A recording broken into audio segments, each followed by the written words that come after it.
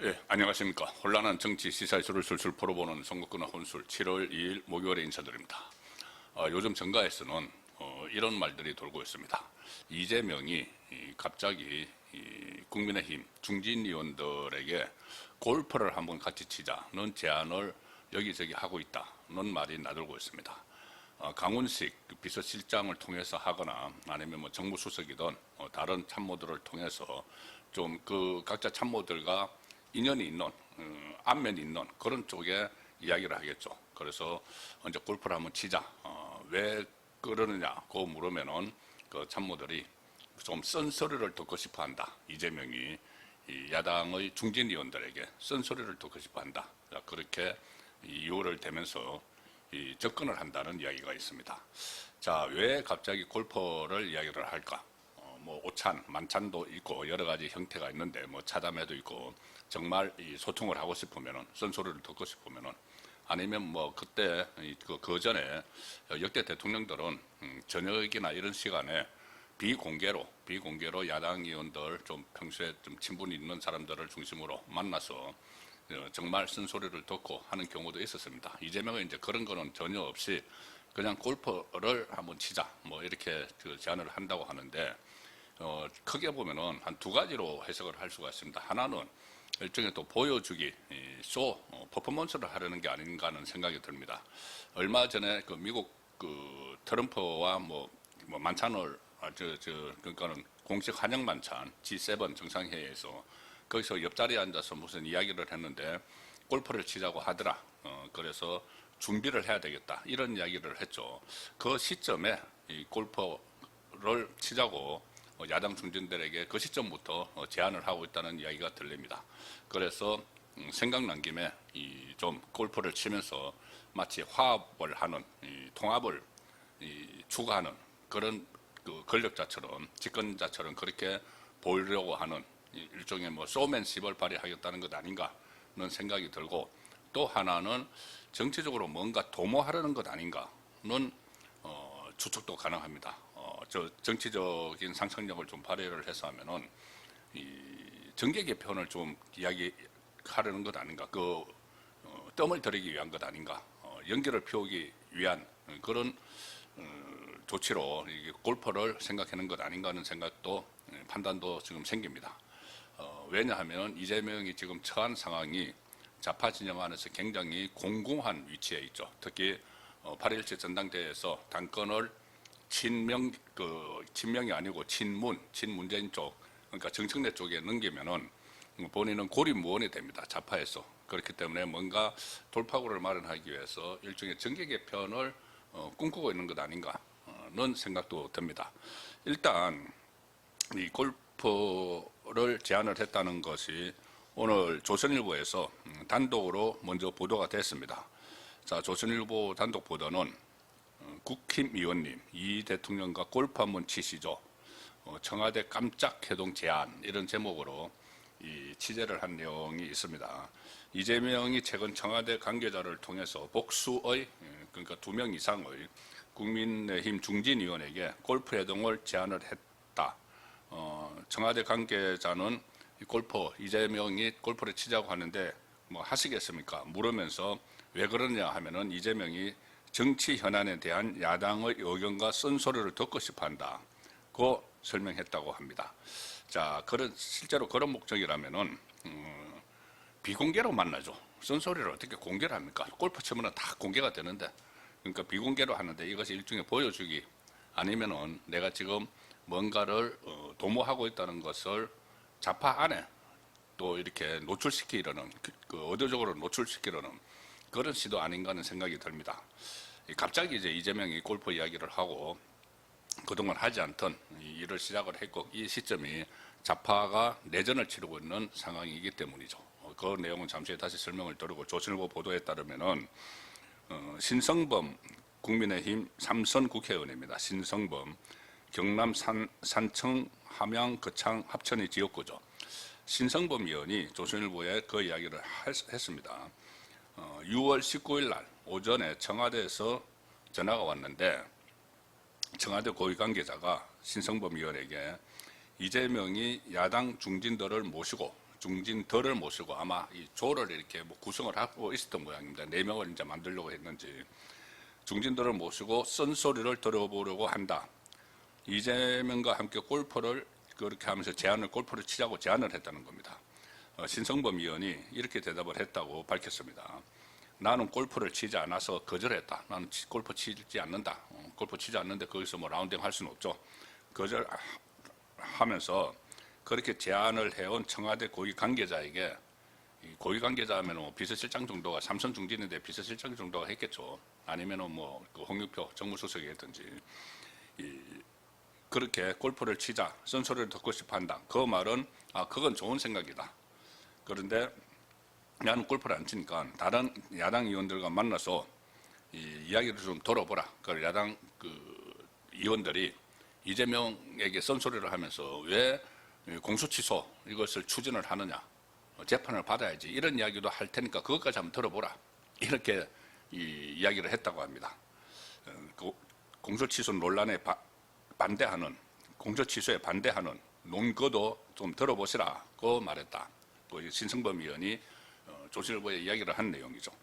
그리고 영남 중진인 A 의원, 다른 이제 영남 중진 의원이 그보다 앞서서 5월 중순 또 다른 청와대 관계자들로부터 이제 참모진, 아마 비서실장, 이렇게 정무수석 해서 좀 말이 통할 수 있는 그쪽으로 이제 전화를 계속 시키는 것 같습니다.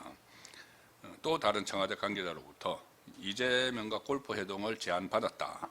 그렇게 이야기하고, A 의원은 이제 조선일보에 실명은 말하지 않았습니다. 이재명이 민심을 제대로 듣겠다는 취지로 만남을 청해 왔는데 거절할 이유는 없다고 생각한다. 자, 이게 이제 걸려드는 거죠.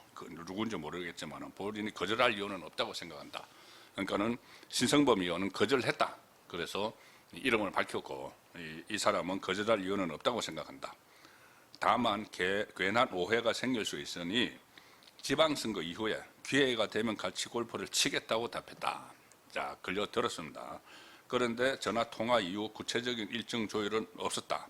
자, 그러니까 아직 조가 다 짜여지지 않았든지, 그래서 조를 다 짜면 이제 다시 연락을 하겠죠.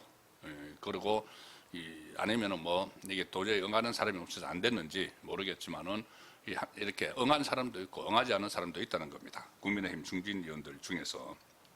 그래서 제안을 받은 것으로 확인된 2명은 영남 중진이고 개파색이 엷다, 언제든지 넘어올 수 있다는 이야기죠. 개파색이 엷다는 평가를 받고 있는 사람들이다.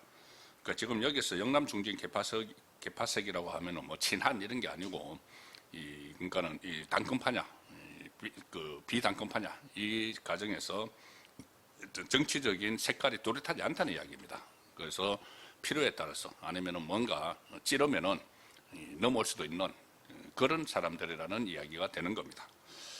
정치권에서는 이 골프 회동에 제안에 대해서 외연 확장 행보라는 해석이 나온다. 그전에 홍준표하고 비공개 오찬을 한 거나 이해훈 기획예산처 장관 후보자로 지명한 거나 뭐 이런 거하고 같은 차원이 아니냐는 말이 정치권에서 나온다는 겁니다. 외연 확장. 이렇게 말이 좋아서 외연 확장이죠. 그리고 그런데 국민의힘 관계자는 이렇게 이야기합니다. 조선일보에. 이재명이 야당 의원들과 소통을 진짜 원한다면은 야당 대표와의 만남, 이런 여러 방법이 있을 텐데 일부 중진 의원들을 골라서 골프 회동을 제안한 의도는 뭔지 모르겠다. 이런 이야기를 했습니다. 자, 그런데 제가 이제 개인적으로 지금까지 이 정치부 기자 생활을 오래 하면서 축적된 이 경험으로 보면은 뭔가 도모를 하고 있는 것 같아. 그냥 단순히 트럼프하고 골프 이야기가 나와가지고 이거 골프 치기로 한번 보여줘야 되겠다. 이재명은 지금 자기 가족들하고 골프 치러 다닌다고 합니다. 한번 그래서 사진이라도 하나 남겨야 되겠다. 내가 이렇게 통합을 위한 노력을 하고 있다. 이걸 보여주겠다는 그거 하나가 있을 수가 있는데, 그것보다 그 차원을 넘어선 노림수도 있을 수 있다는 겁니다. 뭐냐 하면은 바로 일종의 정계 개편. 지금 이재명은 완전히 막다른 골목에 좌파 진영 안에서 몰려 있죠. 일종의 내전이 벌어지고 있는데, 만약에 8.17 전당대회에서 정청래, 그러니까 뒤에 문재인이 있는 정청래가 승리를 해서 당권을 가져가면은 그때부터는 완전히 레임덕이다. 아무것도 할 수 없다는 분석은 지금 일반적입니다. 그래서 김민석을 적극적으로 막 밀고 있지만은 김민석이 안 됐을 경우에 완전 고립되는 거죠. 좌파 진영에서 이재명은. 그래서 그 경우에 돌파구가 뭐가 있을 것인가? 바로 정계 개편이죠. 정계 개편.